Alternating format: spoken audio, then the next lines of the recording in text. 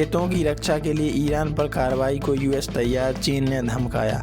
America पश्चिम Asia के युद्ध को ख़त्म करने और ईरान को हराने के लिए हर तरह के कदम उठा रहा है, फिर चाहे वे आक्रामक हों और रणनीतिक हों।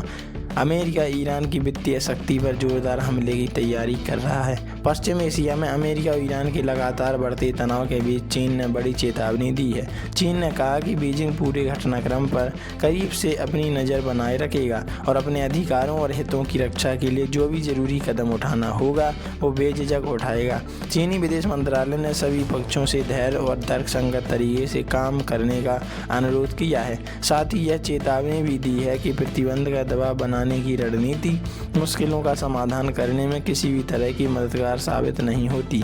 दरअसल चाइना ने अमेरिका की तरफ से ईरान और उसके व्यापारिक साझेदारों को निशाना बनाते हुए व्यापक आर्थिक प्रतिबंधों का पैकेज तैयार करने को लेकर यह चेतावनी दी है, जिसका असर चीन पर हो सकता है। बीजिंग की तरफ से यह बयान अमेरिकी वित्त मंत्री स्कॉट बेसेंट की उस धमकी के बाद सामने आया जिसमें अमेरिका ने चीन समेत अन्य देशों को तेहरान के साथ व्यापारिक संबंध खत्म करने की धमकी दी थी।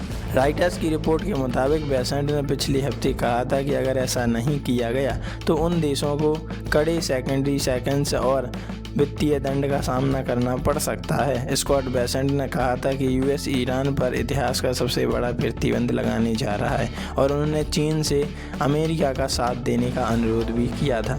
अमेरिका की धमकी पर चीन ने क्या कहा? रिपोर्ट के मुताबिक चीन के विदेश मंत्रालय के प्रवक्ता लिन जियान ने सोमवार 24 अगस्त 2026 को राजधानी बीजिंग में दैनिक प्रेस कॉन्फ्रेंस के दौरान अपने अधिकारों और हितों की रक्षा की कसम खाई है।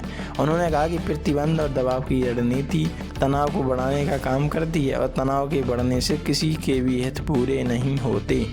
उन्होंने कहा कि चीन सभी पक्षों से ऐसे कोई भी कदम उठाने से बचाने का आह्वान करता है जिससे तनाव और ज़्यादा बढ़ सकता है, जैसे ईरान और अमेरिका के बीच हुआ, या फिर ग्लोबल इकोनॉमिक ग्रोथ यानी वैश्विक आर्थिक विकास और फाइनेंशियल स्टेबिलिटी को नुकसान पहुंच सकता है। बातचीत के रास्ते पर लौटे सभी पक्ष, चाइना का ऐसा कहना है। लिन ने पश्चिम एशिया युद्ध में शामिल पक्षों से जल्द बातचीत के जरिए राजनीतिक समाधान के रास्ते पर लौटने का अनुरोध किया है। उन्होंने इस बात पर जोर देते हुए कहा कि चीन संबंधित घटनाक्रम पर करीब से नज़र रखेगा और अपने वैध अधिकारों और हितों की रक्षा के लिए जो भी ज़रूरी होगा वो करेगा। तो इस पर आपकी क्या राय है? कमेंट में लिखकर ज़रूर बताइएगा।